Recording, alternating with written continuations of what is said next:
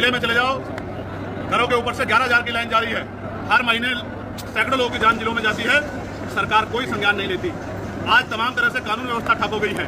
किसान लाइन में लग रहे हैं यूरिया के DAP के लिए, उन पर लाठियां बरसाई जा रही हैं, कोई सुनने वाला नहीं है। और जिस तरह से आउटसोर्सिंग पे जो कर्मचारी हैं, आशा आंगनबाड़ी बहनें हों, भोजन माता बहनें हों, PRT होमगार्ड के जवान हों, ग्राम पंचायत सहायक हो, रोजगार सेवक हो, वो वेतन वृद्धि के लिए आंदोलन कर रहे हैं, उनकी सुनवाई कोई नहीं हो रही है। इन तमाम मांगों को लेकर हम लोग पार्लियामेंट में से लेकर सड़कों तक लड़ाई लड़ रहे हैं। अब उत्तर प्रदेश में भी गांव-गांव जाके हम लोगों को इस आंदोलन से दूर 13 दिन से लगातार विपक्ष के नेता राहुल गांधी वोट चोरी को लेकर के बिहार में यात्रा कर रहे हैं, इस पर क्या कहना है आपका? नहीं, देखिए, बड़ा मुद्दा है वोट।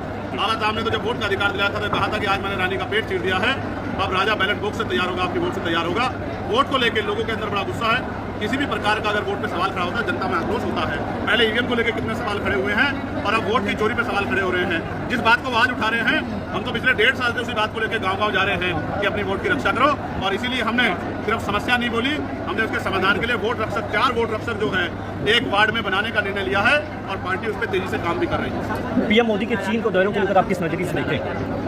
नजरिए से देखने का मतलब तो ऐसे दौरे तो बहुत दिनों चले आ रहे हैं। उस दौरे के बाद ऐसे दौरे तो अमेरिका के भी हुए थे और कहते थे कि हमारा डंका अमेरिका में बज रहा है, लेकिन जो 50% का टैरिफ है वो डंका बज रहा है या व्यापारियों की कमर टूट रही है, इसका जवाब भी मीडिया को सरकार से मांगना चाहिए। अखिलेश यादव ने एक ट्वीट किया कि स्वदेशी की बात करते हैं, मेड इन इंडिया की बात करते हैं, अब चीन के साथ में ये व्यवहार बना रहे हैं, वहाँ का बाजार यहाँ आएगा, लोगों का जो रोजगार के साधन है वो कम होंगे।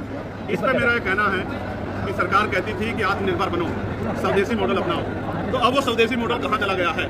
हमारे देश की जनसंख्या इतनी महत्वपूर्ण है, हम मैन्युफैक्चरिंग में सबसे ऊपर जा सकते हैं, मेहनती लोग हैं हमारे आगे, लेकिन उनकी मेहनत को नजरअंदाज करके और जिस तरह से आप देखो अन्य प्रदेशों में पलायन करके मजदूर कहाँ जाके काम करता है। दुबई की 30 लाख से ज़्यादा मजदूर कहाँ के? भारत के। जो दुबई को बना सकते भारत को नहीं बना सकते। इसलिए मैं कह रहा हूँ कि स्वदेशी का नारा भी नारा था और अब जो व्यापार के नारों की बात हो रही है वो भी नारे हैं, ये खोखले, इनमें कोई शक नहीं है। असल ये है, आज हम उत्तर प्रदेश में हैं, उत्तर प्रदेश का किसान, नौजवान, शिक्षक भर्ती के बच्चे, पुलिस भर्ती के बच्चे, तमाम PTC के बच्चे, BED के बच्चे सब परेशान हैं।